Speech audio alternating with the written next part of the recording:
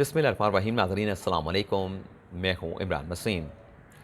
नाज़रीन, इस प्रोग्राम में साबिक़ वज़ीर आज़म इमरान ख़ान से मुतल्लिक़ 3 बड़ी अहम ख़बरों पर आपके साथ गुफ्तगू करेंगे। इन ख़बरों के अलावा अदालती महाज पर चंद बड़ी अहम डेवलपमेंट्स हुई हैं। सुप्रीम कोर्ट की जानिब से रेकोडेक सदारती रेफरेंस पर महफूज किया गया फ़ैसला अनाउंस कर दिया गया है। इन अदालती ख़बरों की तफसीलात आप नाज़रीन की खिदमत में पेश करेंगे। और जो चेयरमैन पीटीआई इमरान ख़ान से मुतल्लिक़ 3 अहम ख़बरें हैं, जिसमें एक ख़बर जो एक नए महाज पर एक नए मैदान में चेयरमैन पीटीआई इमरान ख़ान को नाकामी का इबरतनाक शिकस्त का सामना करना पड़ा है। ये क्या मामला है, इस पर हम बात करेंगे। और जो बाकी की 2 ख़बरें हैं चेयरमैन पीटीआई इमरान ख़ान साहब से मुतल्लिक़, हालिया कुछ अरसे से जो इमरान ख़ान साहब एक बात की बार बार वजाहत करते चले आए हैं, उस वजाहत को नाज़रीन एक बड़ी शख्सियत की तरफ से, एक बड़े अहम सोर्स की जानिब से ना सिर्फ नेगेट कर दिया गया है, बल्कि ये करार दिया गया है कि इमरान ख़ान साहब की उस पर्टिकुलर इशू पर जो वजाहत है, दरअसल वो वजाहत पेश करके इमरान ख़ान 22 करोड़ अवाम के सामने गलत बयानी कर रहे हैं। इमरान ख़ान की जानिब से झूठ बोला जा रहा है। तो किस पर्टिकुलर इशू पे इमरान ख़ान साहब वजाहत दे रहे हैं और किस अहम शख्सियत ने, किस सोर्स ने इमरान ख़ान साहब की उस वजाहत को निगेट किया है, ये डिटेल भी आप नाज़रीन की खिदमत में पेश करेंगे। लेकिन सबसे पहले जो सुप्रीम कोर्ट ने रेकोडेक केस का फ़ैसला सुनाया है, उसकी तफसीलात आपके साथ हम शेयर करेंगे। ये नाज़रीन सदारती रेफरेंस सदर मुमलिकत आरिफ अलवी की जानिब से सुप्रीम कोर्ट ऑफ पाकिस्तान को भेजा गया। 17 समातों के बाद सुप्रीम कोर्ट ने 29 नवंबर को इस सदारती रेफरेंस पर अपना फ़ैसला महफूज किया था, जो आज सुप्रीम कोर्ट के 5 रुकनी लार्जर बेंच की जानिब से अनाउंस किया गया है। इस रेफरेंस में नाज़रीन सदर मुमलिकत आरिफ अलवी ने सुप्रीम कोर्ट से 2 सवाल पूछे थे। तो सबसे पहले वो 2 सवाल जानना ज़रूरी है अगर आप अदालती फ़ैसले की जो तफसीलात हैं उसको समझना चाहते हैं। 2 सवालों में नाज़रीन पहला सवाल ये था जो उस रेफरेंस में पूछा गया कि क्या जो रेकोडेक का नया मुआहिदा हुकूमत पाकिस्तान और बलूचिस्तान की हुकूमत करने जा रही है एक इंटरनेशनल कंपनी के साथ, क्या ये जो मुआहिदा है, इस मुआहिदे के रास्ते में जो सुप्रीम कोर्ट का 2013 का फ़ैसला है, क्या ये फ़ैसला हुकूमत पाकिस्तान को और हुकूमत बलूचिस्तान को ये मुआहिदा करने से रोकता है? एक सवाल ये पूछा गया। दूसरा सवाल ये पूछा गया कि अगर पार्लियामेंट जो है वो सरमायाकारी कानून 2022 जो है वो पार्लियामेंट से पास करे, तो क्या ये जो कानून है ये गैर कानूनी और गैर आइनी होगा? तो ये 2 सवाल पूछे गए थे। तो आज सुप्रीम कोर्ट ने जो मुख्तसर फ़ैसला सुनाया है, 13 सफ़ात का ये फ़ैसला है, इसमें सुप्रीम कोर्ट ने करार दे दिया है कि जो पार्लियामेंट है, यानी जो कौमी असम्बली और सेनेट है और जो सूबाई असम्बलियाँ हैं, वो मुकम्मल तौर पे किसी किस्म की लेजिस्लेशन जिसकी आईनी इजाज़त देता है वो करने की मुकम्मल तौर पे बाख्तियार हैं, चाहे वो रेकोडेक के मुआहदे से के हवाले से हो, चाहे वो किसी भी इशू के मामले के ऊपर हो। यानी सुप्रीम कोर्ट ने दरअसल गो अहेड दे दिया है हुकूमत बलूचिस्तान को, हुकूमत पाकिस्तान को इजाज़त दे दी है कि अगर आप आइन के मुताबिक कानून साजी करते हैं तो 2013 का सुप्रीम कोर्ट का जो रेकोडेक का फ़ैसला है, सरमायाकारी के हवाले से किसी किस्म का कोई भी अगर आप कानून बनाते हैं, कोई मुआहिदा करते हैं, उसमें सुप्रीम कोर्ट का 2013 का फ़ैसला रुकावट नहीं बनेगा। दूसरा जो सवाल था उस पर सुप्रीम कोर्ट ने यह करार दिया है कि पार्लियामेंट, यानी दूसरा सवाल ये था कि क्या कानून अगर बनाया जाए सरमायाकारी के हवाले से, क्या वो गैर आनी गैर कानूनी होगा? तो सुप्रीम कोर्ट ने यह करार दे दिया है कि पार्लियामेंट मुकम्मल तौर पे जो है वो सॉवरेंट है, सूबाई असम्बलियाँ सॉवरेंट है, वो मादनियात के हवाले से, फॉरेन इन्वेस्टमेंट के हवाले से अगर कोई कानून साजी करते हैं और वो आइन से मुताबिकत रखती है तो उसे गैर आइनी गैर कानूनी जो है वो करार नहीं दिया जा सकता। फैसले में नाज़रीन मज़ीद जो रीजनिंग अदालत ने दी है उसमें यह कहा गया है कि मादनी वसाइल की तरक्की के लिए सिंध और खैबर पख्तूनख्वा हुकूमत कानून बना चुकी है। आइन पाकिस्तान खिलाफ कानून कौमी असासों के मुआहदे की इजाज़त नहीं देता। रेकोडेक मुआहिदा सुप्रीम कोर्ट के 2013 के फैसले के खिलाफ नहीं है। माहिरीन की राय लेकर वफाकी और सूबाई हुकूमतों ने यह मुआहिदा गैर मुल्की कंपनी के साथ किया है और इस मुआहिदे के ऊपर बलूचिस्तान असम्बली को, बलूचिस्तान के अरकान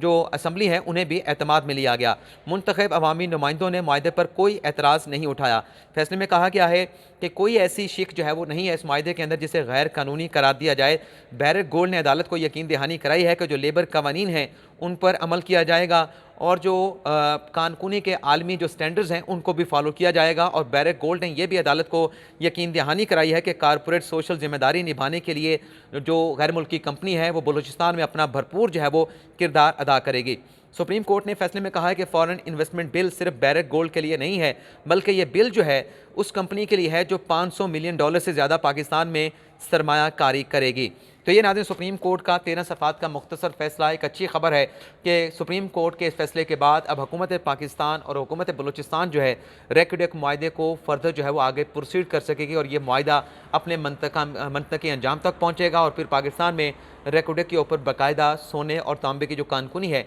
उसका आगाज़ होगा, जिसका फ़ायदा सबसे पहले बलूचिस्तान के अवाम को और फिर पाकिस्तान के पूरे अवाम को इस माहदे का, इस कानकुनी का, इस एग्रीमेंट का फ़ायदा पहुँचेगा। अब जो बाकी खबरें हैं अदालती महाज से, उनकी डिटेल भी जल्दी जल्दी आपके साथ शेयर कर लें। एक खबर तो नाज़रीन है कि जो बलूचिस्तान में आज़म सवाती के खिलाफ मुख्तलिफ मुकदमात का इंदराज हुआ था, बलूचिस्तान हाई कोर्ट ने आज़म सवाती के खिलाफ दर्ज किए गए सूबे भर में तमाम मुकदमात को ख़त्म करने का, तमाम FIR जो आज़म सवाती पे हुई थी उन्हें कलअदम करार दे दिया है। तो यह पाकिस्तान तहरीक इंसाफ और आज़म सवाती साहब के लिए अच्छी खबर है, क्योंकि इन्हें इस्लामाबाद में गिरफ्तार करके बलूचिस्तान कोयटा की पुलिस के हवाले कर दिया गया था। तो बलूचिस्तान हाई कोर्ट के इस फैसले के बाद अगर अपील दायर नहीं की जाती तो फिर बलूचिस्तान की पुलिस को आज़म सवाती को इस्लामाबाद की पुलिस के दोबारा जो है वो सपोर्ट करना होगा। इसी तरीके से सिंध में जो आज़म सवाती पे मुख्तलिफ मुकदमात का इंदराज हुआ था उस पर भी डेवलपमेंट हुई है। आज़म सवाती के बेटे उस्मान सवाती ने सिंध हाई कोर्ट से रजू किया था और सिंध हाई कोर्ट के 2 रुकनी बेंच जिसकी सरबराही जस्टिस के आगा कर रहे थे, उन्होंने इस केस की समाअत की है। अनवर मंसूर खान इसमें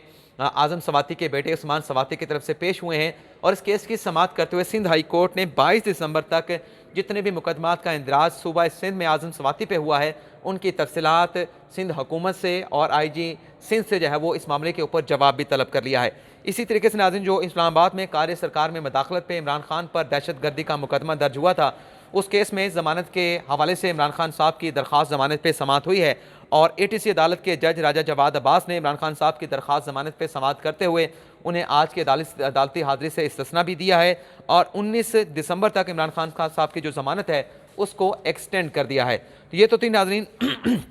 अदालती महाज से चंद खबरें जिनकी डिटेल आपके साथ हमने शेयर की। अब आ जाते हैं जो चेयरमैन PTI इमरान खान साहब से मुतल्लिक 3 अहम खबरें हैं, उनकी डिटेल क्या हैं वो आपकी खिदमत में पेश करते हैं। लेकिन ये डिटेल बताने से पहले इस मामले का थोड़ा सा पस मंज़र मैं आप नाज़रीन की खिदमत में पेश करना चाहूँगा। नाज़रीन पिछले 3-4 दिनों में एंकर मंसूर अली खान साहब जो कि अपना YouTube चैनल भी चलाते हैं, उन्होंने 3 मुख्तलिफ व्लॉग्स किए 3 मुख्तलिफ पार्ट्स में और उसमें उन्होंने मौक़िफ़ पेश किया साबिक़ army chief general Qamar Javed Bajwa का उनके करीबी ज़राए से, और जितना मौक़िफ़ जितनी बातें उन्होंने अपना मंसूर अली खान साहब ने अपने व्लॉग में की साबिक़ army chief general Qamar Javed Bajwa के हवाले से, उन तमाम बातों में से सिर्फ एक बात की इमरान खान साहब ने तरदीद की है, जिसमें मंसूर अली खान साहब ने बताया था कि मुझे साबिक़ army chief general Qamar Javed Bajwa के करीबी ज़राए ने बताया कि इमरान खान साहब जब हुकूमत में आए थे तो वो शुरू में जनरल कमर जावेद बाजवा को बॉस कह के मुखातब करते थे। तो कल या परसों जो इमरान खान साहब की यूट्यूबर के साथ मुलाकात हुई, पिछले 2 दिन में मेरी आपके साथ मुलाकात ना हो सकी, मैंने कोई व्लॉग भी नहीं किया, उसकी वजह यह थी कि मैं अपने घर की शिफ्टिंग में मसरूफ़ था। पहले भी रेंट के ऊपर था लेकिन मकान जो है वो खाली करवा लिया गया, कह दिया गया, डेडलाइन दे दी गई, तो मुझे 2 रोज़ के अंदर अपना मकान जो है दूसरी जगह पे शिफ्ट करना पड़ा। तो मैं इन तमाम खबरों पे बात नहीं कर सका जो 3 पार्ट्स मंसूर अली खान साहब ने किए थे। तो मैंने उनके व्लॉग से 3 कुछ पॉइंट्स निकाले हैं जिससे बड़े अहम चीज़ें जो है वो सामने आती हैं। एक तो नाज़रीन खान साहब ने के हवाले से जो इस व्लॉग से एक ख़बर सामने आई जिसमें खान साहब का जो मौक़िफ़ है उसका तज़ाद सामने आता है, उसमें गलत बयानी सामने आती है। यानी जनरल बाजवा साहब के मौक़िफ़ के मुताबिक उन्होंने जो बात मंसूर अली खान साहब को बताई उसके मुताबिक खान साहब झूठ बोल रहे हैं, खान साहब जो है वो पाकिस्तान के 22 करोड़ अवाम के सामने गलत बयानी कर रहे हैं। अब खान साहब का पर्टिकुलर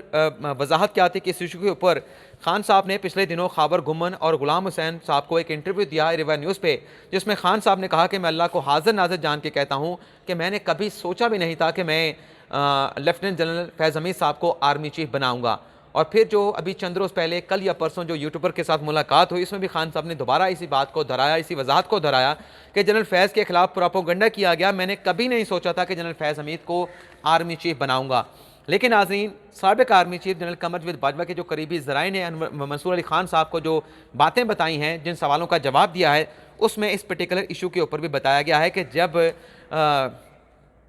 मई 2021 में बाजवा साहब ने चेंज करना चाहा DGISI लेफ्टिनेंट जनरल फैज़ हमीद साहब को, तो उन्होंने जाके जब मुखातिब हुए इमरान खान साहब थे, वो वज़ीर आज़म थे, तो जनरल बाजवा साहब ने कहा कि अगर आप फैज़ हमीद को अगला आर्मी चीफ बनाना चाहते हैं, आपकी ख्वाहिश है कि फैज़ हमीद आर्मी चीफ बने, मेरे बाद वो आर्मी चीफ बने, तो फिर आपको उन्हें कोर देना होगी, आपको उन्हें रिलीव करके हम उसे किसी कोर में भिजवाएंगे, कोर कमांडर बनाएंगे, तो कोर 1 साल तक करने के बाद वो आर्मी चीफ की दौड़ के लिए एलिजिबल हो जाएंगे। तो खान साहब ने कहा कि इसको अगले महीने पे रख लेते हैं। तो अगले महीने बाजवा साहब ने बात की, तो खान साहब ने कहा कि नहीं, उसे अगले महीने रख लेते हैं। जब तीसरी मरतबा बाजवा साहब इमरान खान साहब के पास गए, तो बाजवा साहब के पास उस मुलाकात में जब वो जा रहे थे, तो वो जो लेफ्टिनेंट जनरल फैज़ हमीद साहब थे उनका इनपुट भी साथ लेके गए थे। तो खान साहब के साथ बाजवा साहब ने बात की और इमरान खान साहब ने कहा कि ठीक है, जैसे आपको अच्छा लगता है आप कर लें। और फिर पीएम ऑफिस से बाकायदा फ़ोन करके जनरल कमर जावेद बाजवा साहब को कहा गया कि आपने जो फैसला किया है आप इसकी अनाउंसमेंट कर सकते हैं। तो फिर बाजवा साहब ने ISPR के जरिए अनाउंसमेंट कर दी कि फैज़ हमीद साहब को कोर कमांडर पेशावर बनाया जा रहा है और लेफ्टिनेंट जनरल नदीम अंजम जो हैं वो अगले नए आर्मी चीफ होंगे। उसके बाद फिर जो मामला ख़राब हुए वो सब कुछ आपके सामने है कि बाजवा साहब को अपना इस्तीफ़े की जो है वो इस्तीफ़ा तक जो है वो उन्हें सोचने पे मजबूर कर दिया और बाकायदा उन्होंने इमरान खान साहब के प्रिंसिपल सेक्रेटरी आज़म सवाती साहब को कॉल करके कहा कि आज मेरा आखिरी दिन है, यूँ समझ लें कि मैं अपना इस्तीफ़ा दे रहा हूँ, मैं अपने ओहदे से मुस्तफ़ी हो रहा हूँ। तो खान साहब ये कहते रहे कि मैंने कभी सोचा नहीं था कि जनरल फैज़ हमीद को मैं जो है वो आर्मी चीफ बनाना चाह रहा था, लेकिन बाजवा साहब के मौक़िफ़ के मुताबिक मैंने जब इमरान खान साहब को जाके कहा कि अगर आप जनरल फैज़ हमीद को अगला आर्मी चीफ बनाना चाहते हैं तो उन्हें आप रिलीव करें, उन्हें DGI से ISI के ओहदे से हटा के कोर कमांडर बनाना होगा, तो तब वो आर्मी चीफ की जो दौड़ है उसमें शामिल हो सकते हैं। तो खान साहब ने इस बात की कोई निगेट नहीं की, जो उसकी कोई तरदीद नहीं की जो उनके यूट्यूबर के साथ या मुख्तलिफ मीडिया फोरम के ऊपर उनकी इंट्रैक्शन होती रही है। और इस बात की अभी भी कुछ दोस्त कहेंगे कि ये तो जनरल कमर जावेद बाजवा साहब का मौक़िफ़ है, इसकी तस्दीक कैसे हो सकती है। तो अगला जो पॉइंट है उससे भी इस बात की तस्दीक होती है कि खान साहब जो हैं वो DGI ISI लेफ्टिनेंट जनरल फैज़ हमीद साहब को अगला आर्मी चीफ बनवाना चाहते हैं। दूसरा पॉइंट नाज़रीन ये है कि जब आर्मी हाउस में मुलाकातें हुई जनरल कमर जावेद बाजवा के इमरान खान साहब के साथ, उन 2 मुलाकातों में एक मुलाकात में जैसा कि मंसूर अली खान साहब ने बताया है कि बाजवा साहब ने उनसे पूछा कि आप अपनी तकरीरों में मीर जाफ़र मीर सादिक किसको कहते हैं, तो इमरान खान साहब ने कसम उठा के कहा, जिस तरह से खबर घुमन और चौधरी गुलाम हुसैन के सामने कसम खा के कहा था कि मैं अल्लाह को हाजिर नाजिर जान के कहता हूँ कि मैं जनरल फैज़ हमीद को मैंने आर्मी चीफ बनाने का नहीं सोचा था। उसका बीच आर्मी चीफ के सामने जनरल कमर जावेद बाजवा के सामने इमरान खान साहब ने यह जवाब दिया कि खुदा की कसम ये मैं मीर जाफ़र और मीर सादिक आपको नहीं कहता, ये तो मैं शहबाज शरीफ और नवाज शरीफ से मुतल्लिक़ कहता था। अब आप ये अंदाज़ा करें कि मीर जाफ़र मीर सादिक किसको कहते हैं। उस बंदे को मीर जाफ़र मीर सादिक कहते हैं जो आपके साथ हो, आपके साथ चल रहा हो, लेकिन जब बुरा वक्त आए, जब आपको उसकी ज़रूरत हो, तो वो आपका साथ छोड़ के किसी दूसरे के साथ मिल जाए। तो ये खान साहब कह रहे हैं कि मैं नवाज शरीफ और शहबाज शरीफ के लिए कह रहा था कि वो मीर जाफ़र हैं, मीर सादिक हैं। अब आप ये फैसला करें कि क्या नवाज शरीफ और शहबाज शरीफ इमरान खान को सपोर्ट कर रहे थे, क्या वो इमरान खान साहब को साथ लेके चल रहे थे, या इमरान खान उन्हें अपने साथ लेके चल रहे थे कि वो नवाज शरीफ और शहबाज शरीफ को मीर जाफ़र और मीर सादिक कह रहे थे। और फिर आप खुद अंदाज़ा करें कि 29 नवंबर को जब कमान तब्दील होती है तो खान साहब की सोशल मीडिया टीम की तरफ से, खान साहब के पार्टी के अरकान की तरफ से जो ट्रेंड्स चलाए गए सोशल मीडिया के ऊपर, ये कहा गया कि गद्दार चला गया, यौम निजात मनाया जा रहा था और पता नहीं क्या क्या बातें की। खान साहब तो अभी भी ये बातें दोहरा रहे थे। तो इससे ये बात क्लियर हो जाती है कि खान साहब जो है वो जनरल फैज़ हमीद साहब को आर्मी चीफ बनाना चाहते थे। और जो 6 माह के एक्सटेंशन की भी खान साहब ने बात की थी कि अप्रैल से पहले पहले इलेक्शन करवा दिया जाए, नई हुकूमत आके अप्रैल में नए आर्मी चीफ का इंतखाब करे, तो इससे भी वाज़ेह होता है कि खान साहब जो कस्में उठा के जो वजाहत पेश कर रहे थे, दरअसल कस्में उठा कर भी वो गलत बयानी और झूठ जो है वो बयान कर रहे थे। प्रेमा फिशाई इससे यही जो है वो अखज़ किया जा सकता है। अगला जो तीसरी जो खबर आपके साथ हमने शेयर करनी है, जो खान साहब को नए महाज पर नए सियासी मैदान में शिकस्त का सामना करना पड़ा। नाज़रीन, ये तो जो बयानात सामने आए हैं साबिक़ army chief general Qamar Javed Bajwa साहब के, उससे ये तस्दीक होती है कि 2018 में फ़ौज जो है वो इमरान खान साहब को इक़्तिदार में लेके आई थी। अब 2018 में इक़्तिदार में तो लेके आई, लेकिन फरवरी 2021 में या मार्च 2021 में, माफ़ कीजिएगा नाज़रीन, कोर कमांडर कॉन्फ्रेंस में ये इस बात की वोटिंग करवाई गई कि क्या हमें इमरान खान साहब जिनका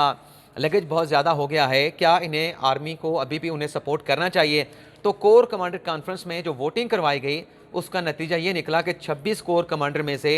20 ने मुखालफत में वोट दिया इमरान खान के कि हमें इमरान खान को सपोर्ट नहीं करना चाहिए, फ़ौज को न्यूट्रल हो जाना चाहिए। लेकिन 6 कोर कमांडर ने कहा कि हमें नहीं, इमरान खान हमारा प्रोजेक्ट है, इमरान खान को हमें सपोर्ट करना चाहिए। लेकिन कुछ वक्त गुजरने के बाद वो 6 कोर कमांडर भी अपने मौक़िफ़ से पीछे हट गए कि नहीं, हमें इमरान खान साहब के प्रोजेक्ट को, इमरान खान को सपोर्ट नहीं करना चाहिए और फ़ौज को सियासी मामलात से ख़ुद को दूर करना लेना चाहिए, ख़ुद को जो है वो डिस्टेंस कर लेना चाहिए। तो ये खान साहब की उस मैदान के ऊपर जिस मैदान से खान साहब जो है वो इक़्तिदार के अवानों में आए थे, उस मैदान से भी खान साहब को शिकस्त फ़ाश का एक इबरतनाक जो है वो नाकामी का जो है वो सामना करना पड़ा है। तो ये था नाज़रीन हमारा आज का व्लॉग। आपसे इजाज़त चाहते हैं। अल्लाह ताला हम सब का हामी नासिर हो। अपनी ढेर सारी दुआओं में याद रखिएगा। अल्लाह हाफ़िज़।